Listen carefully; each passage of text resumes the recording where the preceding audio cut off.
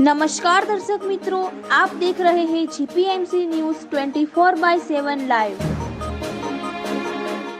ખેડા જિલ્લાની બધી જ નગરપાલિકાઓ બિનહરીફ દરેક નગરપાલિકાના પ્રમુખ ઉપપ્રમુખ કારોબારી ચેરમેનની ભારતીય જનતા પાર્ટી દ્વારા નિમણૂક કરવામાં આવી। મહુધા નગરપાલિકાની આજરોજ પ્રમુખ તેમજ હોદ્દેદારોની ચૂંટણી ચુસ્ત પોલીસ બંદોબસ્ત સાથે યોજાઈ, જેમાં ભારતીય જનતા પાર્ટીની પેનલ બિનહરીફ વિજય થયો।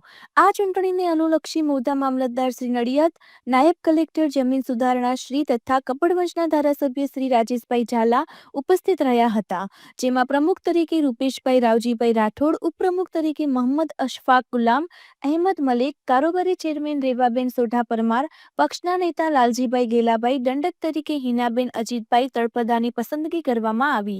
ભારતીય જનતા પાર્ટી વિજય મહુધા શહેર ખાતે ફટાકડા ફોડી વિજય સરઘસ કાઢવામાં આવ્યું હતું। Reporter Bharatbhai Talpada, Mahudha, GPMC news 24/7 live.